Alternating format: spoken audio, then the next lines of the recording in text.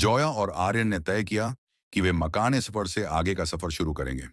Diary का नक्शा और वह पत्थर का बॉक्स अब उनका सबसे बड़ा सुराग था।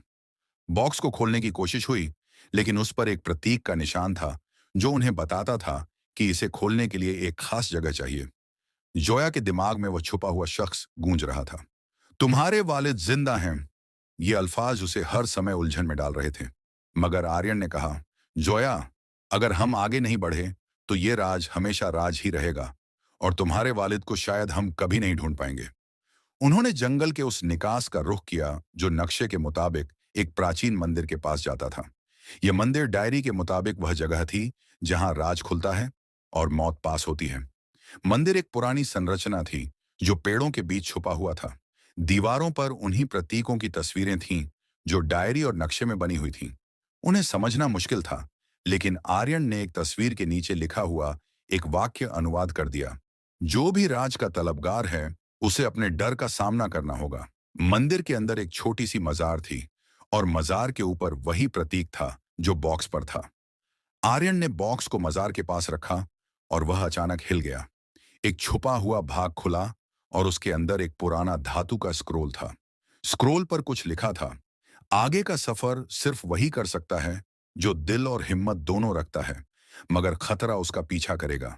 जोया ने स्क्रोल को उठाया और कहा, यह अगला सुराग है, लेकिन इसका मतलब क्या है? आर्यन ने कहा, यह सिर्फ हमें समझ में आएगा जब हम आगे का रुख करें। मंदिर से निकलते ही रात का अंधेरा छा गया। रास्ते में दोनों ने महसूस किया कि कोई उनका पीछा कर रहा है। पेड़ों के बीच अजीब से साए दिखाई दिए। आर्यन ने कहा, जोया, मुझे लगता है हम अकेले नहीं हैं। अचानक उन पर तीरों का हमला हुआ। दोनों झुक गए और खुद को बचाने लगे। साए तेजी से उनका पीछा कर रहे थे। आर्यन ने टॉर्च उस तरफ की, लेकिन उनका सामना सिर्फ एक घंटी की आवाज से हुआ जो हवा में गूंज रही थी। जोया और आर्यन ने भागने का फैसला किया। वे एक पुरानी गुफा के अंदर चले गए जो नक्शे में अगले सुराग की जगह थी, मगर गुफा के अंदर बर्फ जैसी ठंड थी। दीवारों पर गुप्त प्रतीकों के साथ लिखा था, जो भी यहां आए उसे खुद को कुर्बानी देनी होगी। आर्यन ने कहा, मुझे लगता है कि इस गुफा के अंदर कुछ छुपा है, लेकिन हमें इसके आखिरी हिस्से तक जाना होगा। जोया ने टॉर्च चलाई और दोनों आगे बढ़ने लगे। गुफा के आखिर में उन्हें एक बड़ा पत्थर मिला जो किसी दरवाजे की तरह लगता था। ऊपर लिखा था, अगर तुम आगे जाना चाहते हो तो एक को पीछे छोड़ना होगा।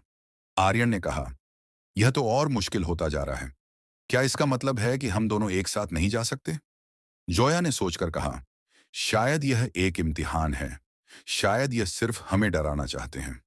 उसने अपना हाथ आगे बढ़ाया और पत्थर को धक्का दिया।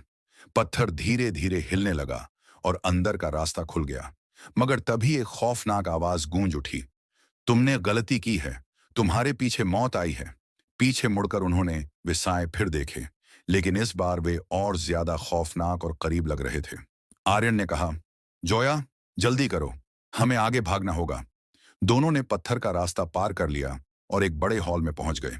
यह हॉल किसी प्राचीन सभ्यता का लगता था। छत पर बनी पेंटिंग्स किसी युद्ध का जिक्र कर रही थीं। आर्यन ने पेंटिंग्स देखी और कहा, जोया, यह वह शहर है जो डायरी में था। यह वह जगह है जहां दुनिया या तो तबाह होगी या नई शुरुआत करेगी। हॉल के बीच में एक भूल भुलैया की तस्वीर थी जो अगले सफर की योजना लग रही थी। जोया ने भूल भुलैया की तरफ देखा और कहा, यह तो सिर्फ शुरुआत है। हमें आगे बढ़ना होगा, मगर हर कदम पर खतरा बढ़ रहा है। एपिसोड का अंत इस क्लिफहैंगर पर होता है कि जोया और आर्यन नए रास्तों की तलाश में और गहराई में जाते हैं, लेकिन उन्हें पता है कि अगला सफर उनकी जान के लिए सबसे बड़ा इम्तिहान होगा।